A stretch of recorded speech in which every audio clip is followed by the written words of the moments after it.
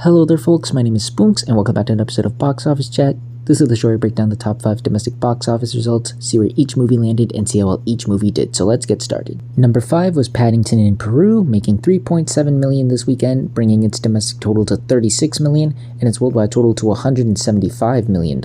So Paddington is still doing alright for itself. I guess that's the best way you could put it. It's about to surpass the entire domestic run of the second Paddington film to become the second biggest film, at least in the States. I don't think it's going to reach the heights of the first Paddington film stateside, unfortunately, just, with how it's slowing down and how it just hasn't been able to reach the heights of that film, plus the big family films on the horizon. It just doesn't it seems like out of the question at this point, but it's still finding its audience. It's still benefiting from the positive word of mouth. I'm sure a lot of the diehard Paddington fans have been seeing this repeatedly, and many of the families who want to see something new to take their kids to, if they've already seen Dogman, of course, this is definitely doing that for them. But definitely this is paling in comparison to worldwide. Internationally, this film has definitely taken off.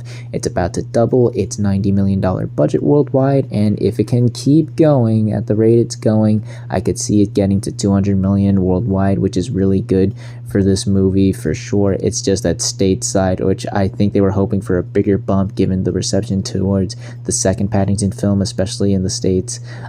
They were hoping like that would give it a much bigger boost, but unfortunately it just doesn't seem like it's going to reach the heights they were hoping for, unfortunately. But yeah, still not a bad total to be at, but I think this is definitely a lot more international heavy as opposed to like domestically, where it seems to be slowing down a bit. It doesn't seem to be having as big of a footprint on the box office as it does elsewhere around the world, but still not terrible. It should continue to be a sleeper hit. Again, there's not much family films out right now. There's gonna be pretty soon, but still it's still got some time before those movies, so I think it'll be able to push through. It's just not going to be as big of a hit as I think some people were hoping it to be, considering how massive it's done internationally. Number 4 was The Monkey, making $3.9 million this weekend, adding to a domestic total of $31 million and a worldwide total of $45 million. The Monkey continues to do pretty well, especially considering the track record of past horror movies. It is now officially the biggest horror film of the year, surpassing Hard Eyes, both domestically and worldwide. It has also surpassed a couple of milestones, surpassed the $30 million milestone, which is the tripling point of its $10 million budget, and worldwide it has surpassed the $40 million milestone, soon to be $50 million, which is the quadrupling and soon to be quintupling. I think that's the right term for it. But yeah, the movie's doing very, very well, especially considering the mixed reception this got from audiences. It seemed like, oh boy, it's gonna be a stinker. But despite the fact that it hasn't reached the heights of like Long Legs or Parasite, this is still really impressive, considering that it seemed like a lot of people were a bit divided on the humor and the tone this movie presented, but people seem to be really digging it. And like I said before, not a lot of horror movies out right now, and it's still got some time before the next one at the end of the month, so this movie's doing really well for itself. Nice little sleeper hit, nothing too big, nothing too grand, but it's not like it really needed to do anything. Again, I think Neon really sold this very well, and just a lot of people are so curious and fascinated by this movie and just the premise of it, and it's been paying off for it. Yeah, not much more else to say. Once again, another one of the nice little sleeper hits we've gotten, which I think, given how box office has been recently, I think it's definitely needed at this point. So good on you, The Monkey, you're delivering the goods. Number 3 was Last Breath, making $4 million this weekend, adding to a domestic total of $14 million. That total stays roughly the same worldwide. It has been released internationally, but the international numbers haven't really given it a big bump. Yeah, I mean, it held okay, just 48%, not a bad hold, especially given the lukewarm reception the movie has gotten, and just it felt like this is just a placeholder type of movie. Like, we just needed a new movie to put it out during a slow season, and I guess it's really benefiting from that. It should get to 20 million if it can keep going at the rate it's going, and that is around the initial production budget of the film, so that's all good, said and done. But I just don't know if it's gonna make enough to get to the doubling point. Unfortunately, I just don't think the interest is as high as they would have hoped for. Yes, things are slow right now, but it again, just I don't see too many people talking about this movie. I don't see too many people going out and seeing this movie. It just seems like, okay, we again, placeholder movie, we just needed something, and it's gonna make its budget back, but then it still needs to double that, and I just don't know. Maybe when it releases in more international countries, it'll get there and be a sleeper hit of sorts. But yeah, just this thing is doing okay. I guess it's on the right path, but it ain't doing anything major right now. We're just gonna have to wait and see how much more this can go, because as we head into March, there are some movies that, while not huge, I think could steal away from this movie, but we'll just have to wait and see where this movie goes. Again, it's heading on the right path, but nothing too special here. Number 2 was Captain America Brave New World, making $8.3 million this weekend, adding to a domestic total of $176 million and a worldwide total of $371 million. Gonna be honest, this movie's turning out a lot better than I thought it would. It's not in a great position, mind you. This is still a disappointment, but it seemed to have turned its ship around slightly. I think that's largely part due to just lack of competition. I've said this a bunch of times over discussing this movie. If this was last March with like Dune and Kung Fu Panda 4, oh my god, this movie would be in so much trouble. But due to like lack of big competition and a lot of really strong competitive movies, this movie's just been able to just leg out, because there's not a lot that is really at this level out right now, unfortunately. And it does seem like the interest is still there with this movie. It's been legging out pretty well. It's about to make $200 million domestically, the first film of the year to do so. Obviously, every single record this year has been demolished by Ne Zha 2 worldwide, but the movie is approaching some milestones in that regard. Internationally, it's approaching 200 million, and worldwide it's approaching 400 million. Not only that, but it is also, believe it or not, doubled its $180 million budget worldwide. So it's in a good position right now. We'll see if it can continue this. Again, as we head into March, early April, there's going to be some actual like real big movies that I think are going to like really shake things up and damage this movie for sure. But hey, it's better than nothing.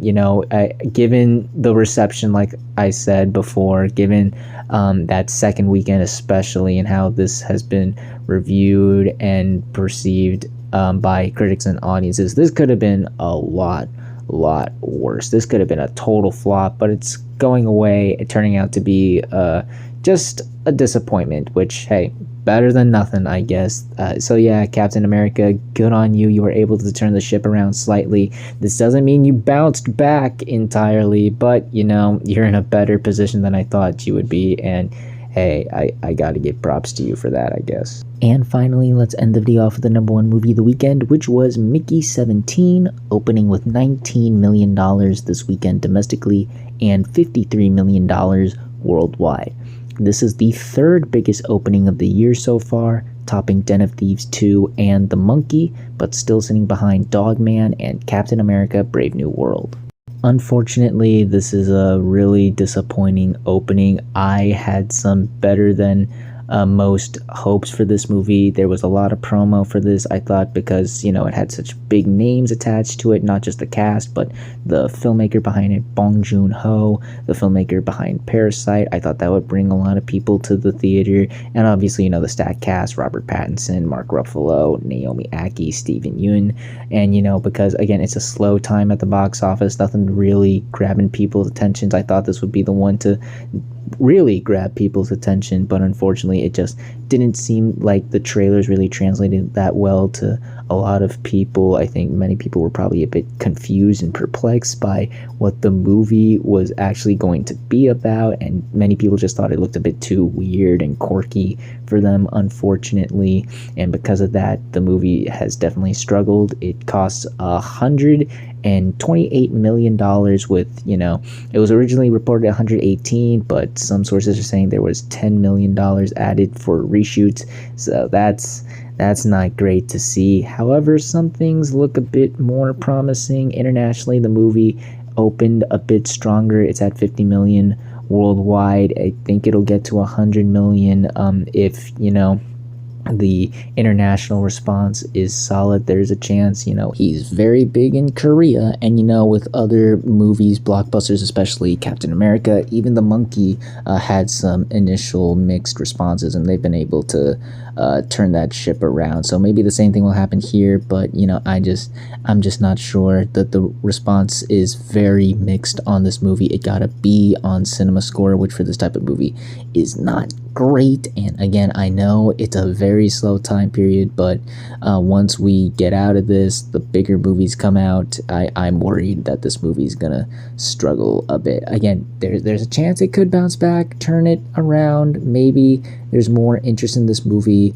than we think there is. Maybe this is a lot more backloaded than front loaded, but I don't know. This ain't a great start for Mickey 17, unfortunately. Yeah, just a really disappointing opening, unfortunately. Again, hopefully somehow this turns its ship around, but I don't know. The response seems to be indicative of it's looking like going to be a pretty big disappointment. And those were your top 5 domestic box office results for this weekend, but we're not quite done yet, as we've got another week ahead of us and new movies hitting theaters. This weekend we have one new major wide release. I know The Day the Earth Blew Up and Black Bag both also come out this weekend, but given their minimal marketing and lack of buzz, I just don't have much to say about those movies. I think they'll crack the top 5, but they won't leave as much of an impact as the other major wide release, which is Novocaine, the new action comedy starring Jack Quaid. He plays a guy who cannot feel pain, and he uses that advantage to save the love of his life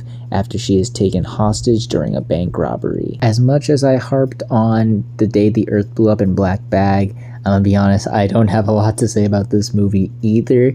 I do think it's gonna win the weekend though, just because it's the new big wide release and they have been pushing it a lot. I've been seeing a lot of promos for this. I've certainly gotten the trailer a lot. They even went as far as giving it a commercial during the Super Bowl, which is pretty ballsy in my opinion, to promote this movie of all things. And reviews so far are really good. It recently premiered, I believe, at South by Southwest, but it's also had a couple of early access showings, and people seem to be really enjoying that. So maybe that'll get the buzz going up a much higher for it. And again, it's the dry season, not many movies out, so maybe this movie can take advantage of that. The problem though is, again, the buzz just doesn't seem to be there with this movie. I don't see too many people talking about this movie. I don't even know too many people who have even heard of this movie, unfortunately, despite the big marketing push towards it. I doubt it's as expensive as something like Mickey 17 or Captain America, but still, definitely considering that there's not a lot of people talking about it or seeming to get